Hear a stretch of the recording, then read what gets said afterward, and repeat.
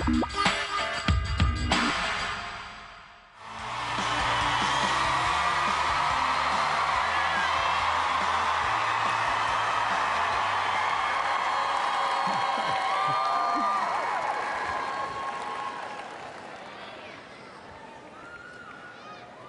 got the message.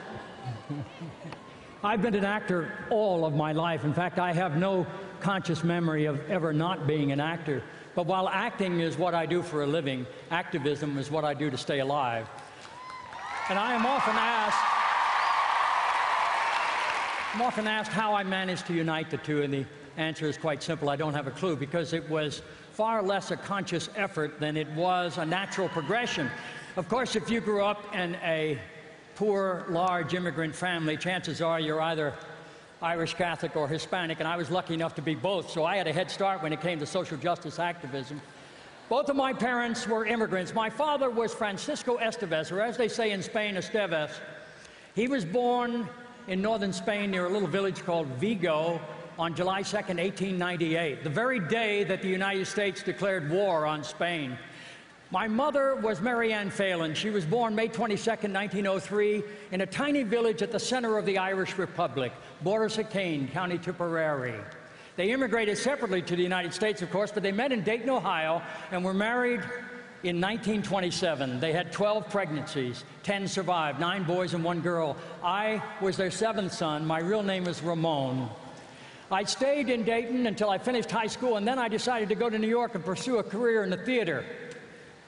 John Kennedy was in the White House, and Pope John XXIII was in the Vatican. We held our breath during the Cuban Missile Crisis, and we were lifted up by Martin Luther King's dream as civil rights, Vietnam, came into the national consciousness.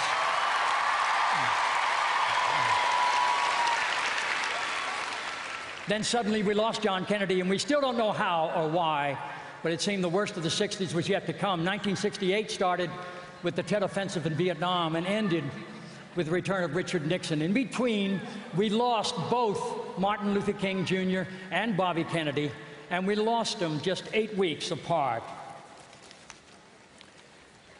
We backed out of the 60s, still broken, but clutching the absolute certainty that lost causes were still the only causes worth fighting for, and that nonviolence was the only weapon to use to fight with.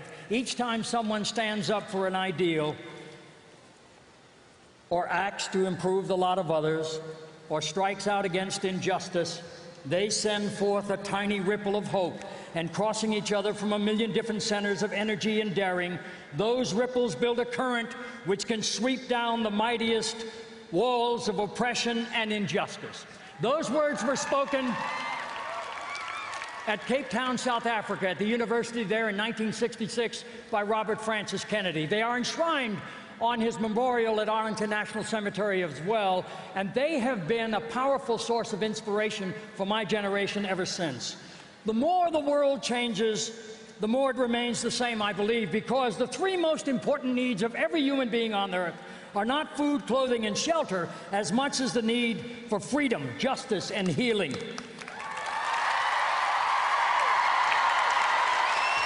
It is the gross inequality of food, clothing, and shelter that divides us, and the absolute necessity for freedom, justice, and healing that unites us.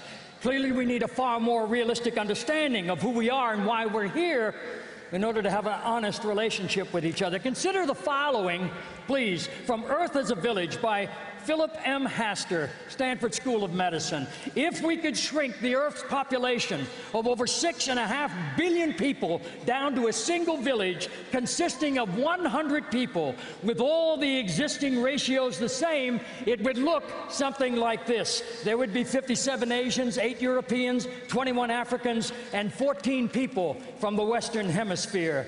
There would be 52 women and 48 men. There would be 70 non-whites and 30 whites. There would be 70 non-Christians and 30 Christians. There would be no doctor, no nurse, no dentist, no hospital or clinic, and no school. There would be no safe drinking water. There would be no common language. There would be no electricity and no paved roads. There would be 70 people unable to read or write. There would be 50 people suffering from malnutrition. There would be 1 person near death and 1 person near birth. The entire food supply for the village would depend entirely on outside sources. 6 people in that village would possess 59% of the entire world's wealth, and all 6 would be U.S. citizens. There would be 1 college graduate, 1 TV, 1 computer, and the average person in that village would be a 13-year-old Chinese girl.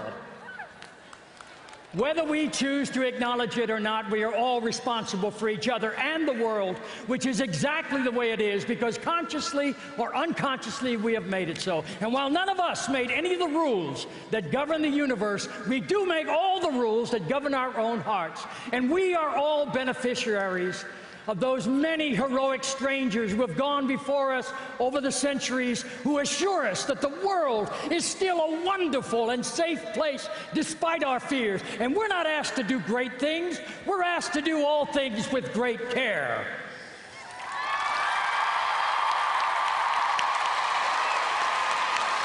Such an ideal is rare in a culture of so many compromised values and so much cynicism, a culture that all too often knows the price of everything and the value of nothing. And yet there remains a very real and mysterious yearning deep within every human heart that compels us to reach outside of ourselves and help others for our own sake.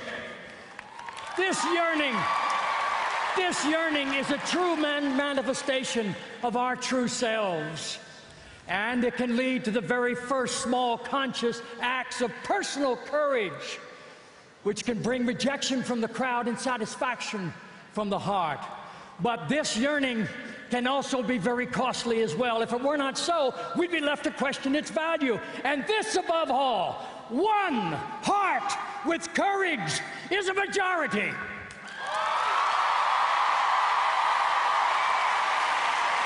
Over the entire history of the world, every truth started as a blasphemy, and no one has ever made a contribution of any real worth without self-sacrifice, personal sufferings, and sometimes even death. The Irish tell a story of a man who came to the gates of heaven and asked to be let in. St. Peter said, "Of course, just show us your scars." The man said, "I have no scars." St. Peter says, "What a pity! Was there nothing worth fighting for?" My fondest wish for each and every one of you young people here today is that you will find something in your life worth fighting for, because when you do, you will have discovered a way to unite the will of the Spirit to the work of the flesh, and all of humanity will have discovered fire for the second time.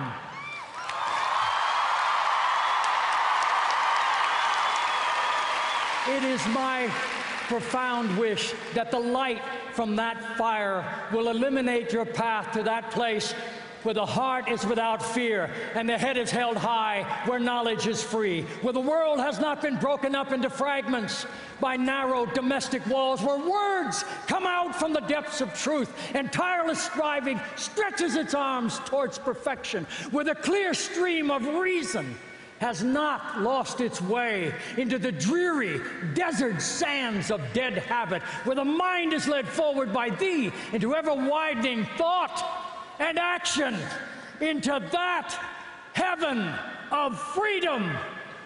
Let us all awake. Thank you.